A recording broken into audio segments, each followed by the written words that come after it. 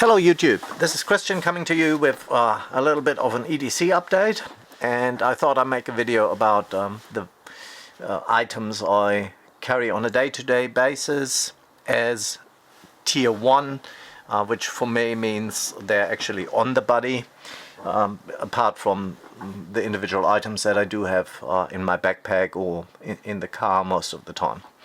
So, and this is just a snapshot of what I'm using at the moment, and you will notice that some of these items they're actually custom made, items that I do myself, mostly because I didn't quite find what I was looking for online, and I just enjoy doing things on my own and customize things to my individual needs.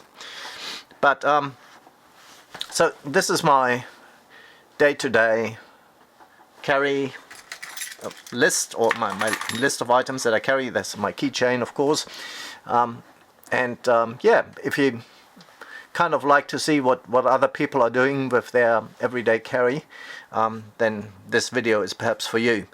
And yeah, let's start, let's say, with the phone. So at the moment I'm still a bit of an old-timer in that respect. I'm still running a OnePlus 7 as my day-to-day phone, and I need to use my phone in a fairly rugged environment, and then I also need a case protector, and really I could do away with a more rugged one than this particular one from Subcase, but most of the more rugged ones, be it from Otterbox or LifeProof, they're a little bit bulky. They just take up a little bit too much space and take away from the simplicity of the device, from the slimness of the device. So I settled for one of those, and that works great for me. I'm also really a fan of the older OnePlus phone line, because they just on the software side have so little bloatware on them, and just this phone, this is a OnePlus 7 Pro, which is 3 or 4 years almost vintage in terms of phones, but still kind of really works well. I never had a crash on this particular phone. It just worked flawlessly over the entire time, and still holds its battery fairly well. However, I'm in a situation where at times I have to crawl into machines, be on top of machines, and so sometimes it's a little bit hard to access my device, and when you're moving in cramped spaces and the environment is not necessarily something where you want to expose your electronic devices, I do have a belt pouch, and unfortunately, as far as your case choices are concerned, you don't have an awful lot of options to have a belt pouch once you put a case on your phone. So some phone cases, the more rugged ones, they come with integrated belt clips of some description, but I found them to be rather cumbersome to get them in and out of the pocket quickly. I really prefer kind of a slip pouch, and hence the reason for making a custom leather slip for it. And this is just a Vectan leather, so it's cowhide, and that's our family crest down there. But you can say I'm a bit of a sucker for blue Vectan, for brown black Vectan leather, and I particularly like that in combination with a nice orange thread on it. So this is just really slip in, slip out, and for the days where I wear trousers where I don't have cargo pants on, or don't have a thigh pocket, where I need to have my device somewhere on my belt. And this has also served me for almost 3 years now as a belt pouch. So you can see it is sitting on an angle on my on my belt. And the reason for that is because if it's upright, if you're sitting, it's not overly comfortable. So you kind of want to have it sitting on a tilt so that you're not ramming the device into your ribs when you're sitting down. But that worked rather well.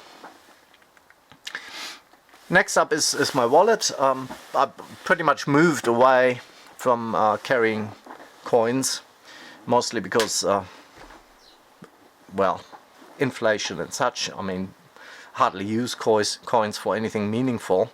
All the parking meters also kind of changed to card payment systems or other means of payment. So my need for coins are really strongly reduced.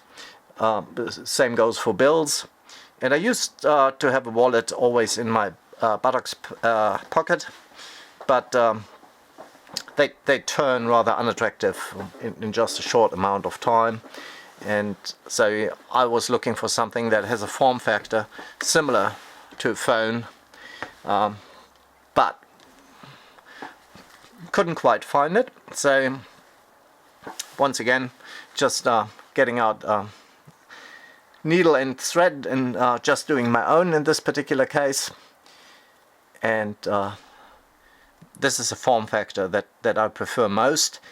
I'm wearing 511 Apex trousers a lot of times, and on their thigh pockets, their cargo pants, on their thigh pockets they do have two compartments which are AR-15 magazine size, and those two items usually just fit perfectly into those thigh pockets, and that is just about perfect. I have easy access to wallet and phone most of the time, and the wallet is high enough for me to just be able to reach into that and get it out very nicely. And also gives me the opportunity to have enough height in the wallet to have my pen loaded inside the wallet, apart from the cards that I need on a daily basis. I can also, if I absolutely have to, put bills in the side here, but I don't have anything for coins, and for the last 2 years, to be honest, I didn't have any need to do that either. So here you go.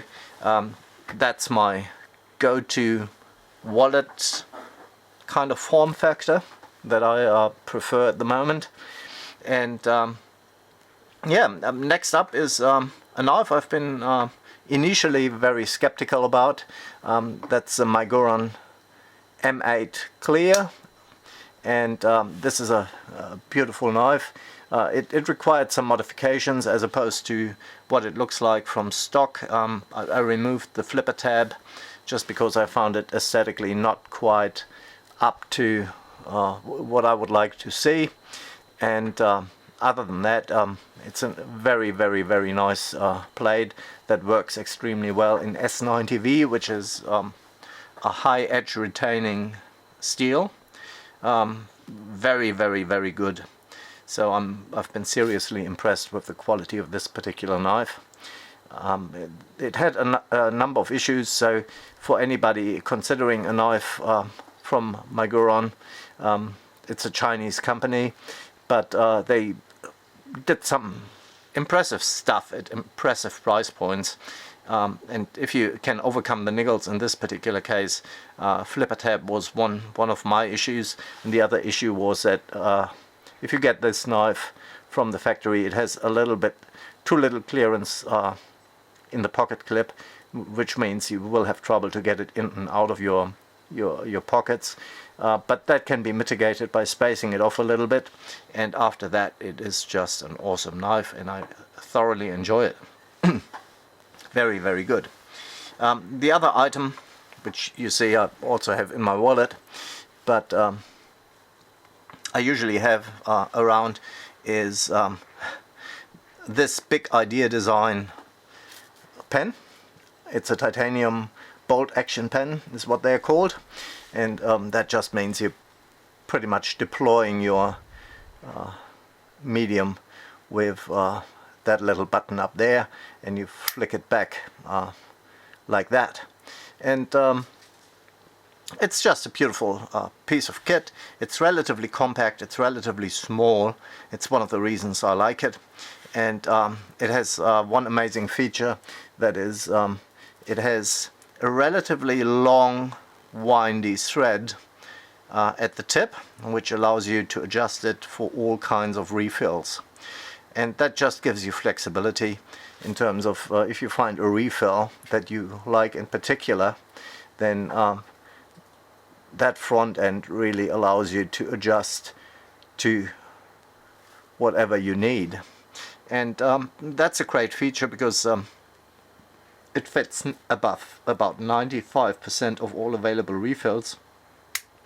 And if you're running out of ink and you can't get your particular cartridge, you don't have a problem. You just hit the next hardware store and whatever is in stock there will fit this particular item. So this is a great little unit, and I'm a sucker for titanium, so I really love the simple design as well.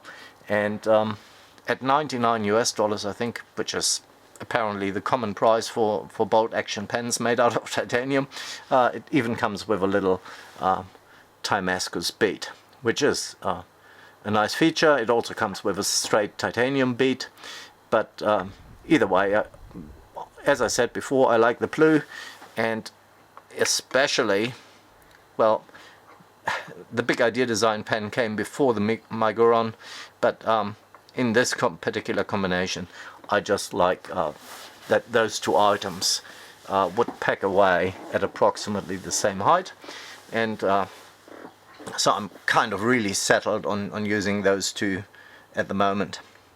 As far as my keychain is concerned, well, there's the obvious suspects as far as keys are concerned, but one of the little items I enjoyed a lot and used a lot is a Rovi1 A4 in titanium. In this particular case, it's been coated black, and there's a little bit, after almost 2.5 years of use, daily use, there's a little bit of the PVD coating coming off, but that to me isn't necessarily all that unattractive. It's just natural patina. But I have to say, this little unit, apart from the little charging port, which is a little bit hard to get out, this little unit has never let me down. It comes in with a built-in polymer battery that you need to recharge, which some of you might or might not like. Personally, I don't have too much of an issue with it, mostly because for 2.5 years it just worked. So, you know, that is just fine. I can't tell you the lumens at the moment, but it is fairly bright for such a small device. You don't get loads of runtime out of it at high setting, but what do you expect from a keychain light? So that's perfectly fine for me. It also comes, by the way, with two little tritium inserts, which is a bonus. I don't necessarily need it because on my keychain I also have that little tritium bead from Rovi1. You can see there's green tritium rods in there, so that just gives you a really nice way to find it in the dark in the morning. If you're leaving early in the morning, I'm always chasing my keys, and sometimes I don't switch all the lights on, and that is always clearly visible to me. So I like this this little self-illuminating key finder, if you like. And then I just have a bottle opener and a small multi-tool from V and CVV, which once again I'm not using a lot. I mean, a little pry bar in that, then a little hex key and a bigger hex key and your bottle opener. But it is a nice thing to have on your keychain if the need arises. So, which brings me to my last item on here, which is my watch. And believe it or not, I'm coming from pretty much daily using a Breitling Navy timer, which I had a hard time parting with in terms of not wearing it. I still have it, but I'm just not wearing it. And one of the reasons is that really this gets me away from my phone. And this is a Samsung Galaxy Watch 2. Once again, I had this for a long time already. So this has probably been in daily use also for in excess of 3 years now.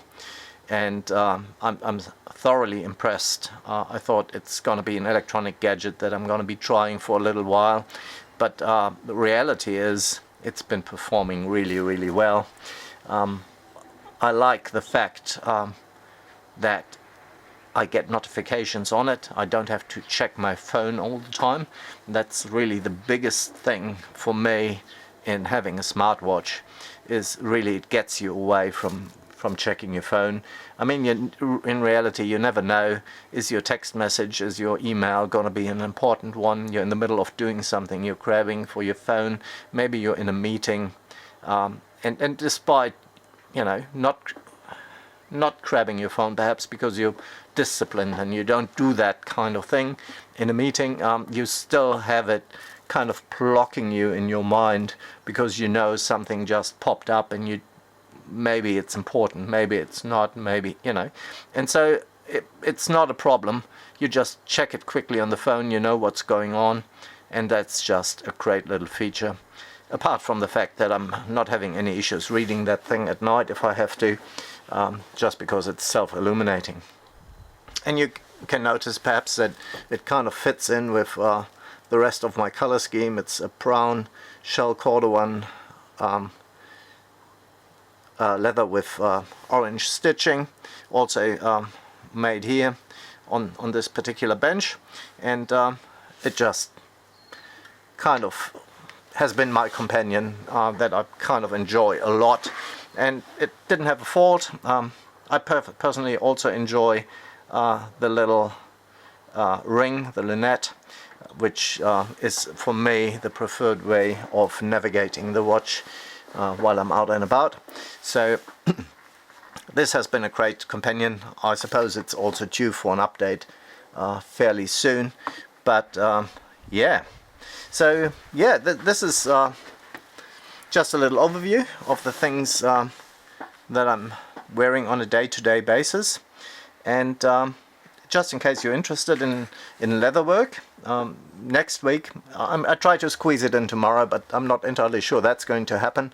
But what I'm going to do is I'm going to make a little slip slash belt pocket for the knife and the pen. So a combination pouch, also most likely out of that brown cowhide with an orange stitching just to complement the rest of the set. And if you're interested in doing your own leatherwork, then yeah, make sure you check back on the channel and have a look, because I'm gonna make it. I will try to make it an instructional video that will give you an overview over what kinds of tools you will need, what kind of leather you will need, and how to build your own little EDC leather gadgets, which isn't overly hard. Just needs a little bit of an idea on how to approach it, how to do it. There's some specialist tools, but some of them can be improvised, and yeah, it's just a nice thing if you feel like there's nothing out there really that suits my particular needs, and I really have a different idea on how I would like to have my items made. Yeah, well, just go about it and do it yourself, and hopefully, you know, that will give you a little bit of an idea what's involved, and maybe it's interesting to you to watch how to do a slip or pocket pouch for a knife or for a pen. And on this note also, I want to shout out a little thank you to Surviving the Daily, which is another EDC channel from which I recently got a mention, which is my first mention at all. So many thanks for that. Make sure I return the favor. All right. Yeah, and all the rest of you, I hope you enjoy my videos, and make sure to tune back in to see what's new. Perhaps tomorrow, otherwise it will be next weekend again. All right, all the best. You have a good day. Bye.